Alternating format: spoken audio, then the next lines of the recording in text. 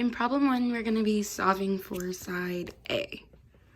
So they gave us the angle, which is the 65 degrees, and we have the adjacent side, which is 5. So when we're solving angle A, we have to use tangent because they already gave us the adjacent. So it's going to be opposite over adjacent, meaning A over 5.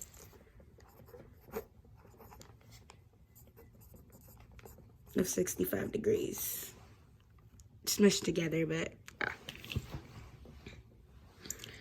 So then when we go to write this out more clearly, equals A over 5. We can multiply both sides by 5 so we can get this A alone.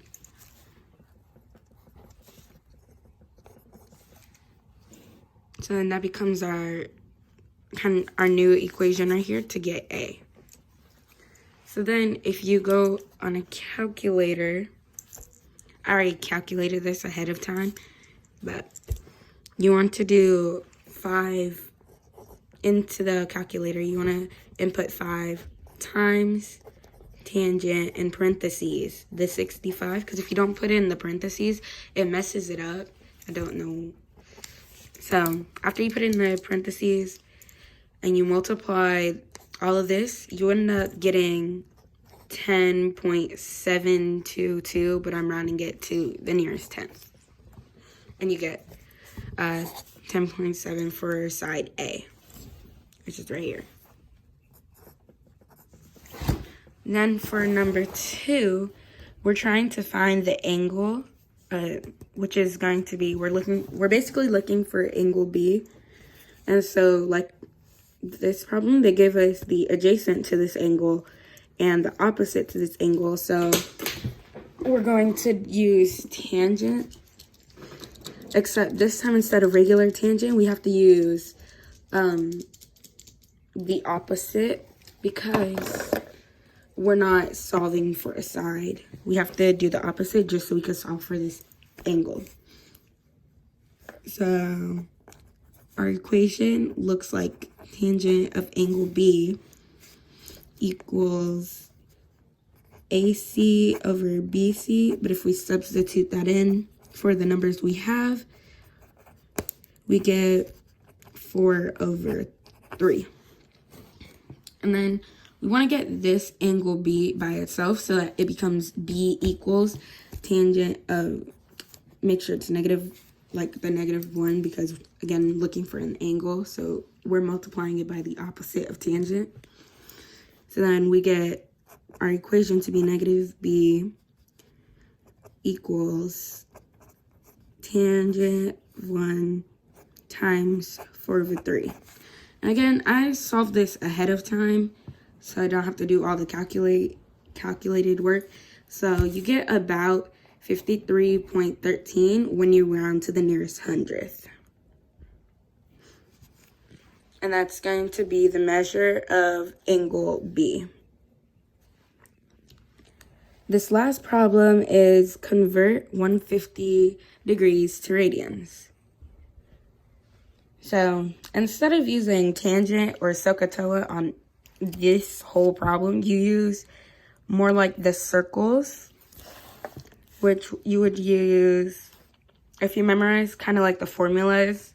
It's kind of 2 pi radians equals 360 degrees, which is 1 full revolution around a circle.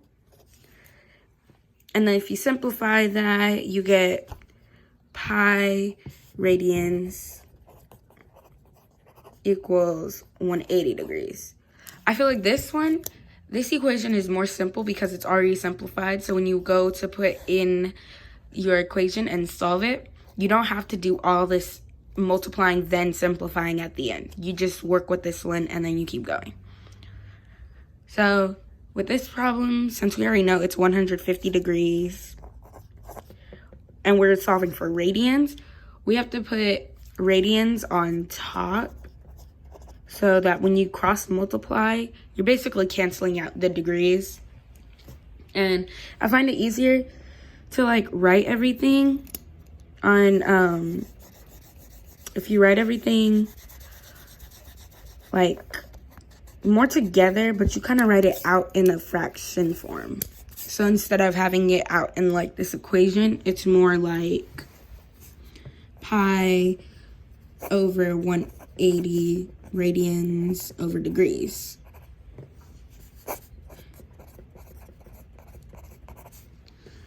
So now when you multiply this whole equation, since you're looking for radians, you kind of want to cross multiply out the degrees, leaving your equation to be 150 pi radians over 180.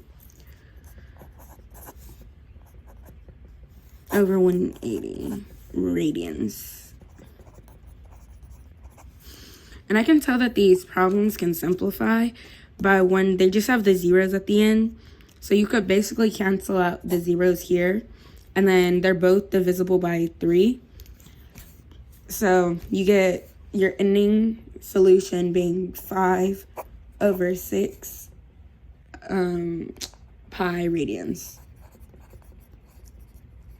And that's how you solve for radians.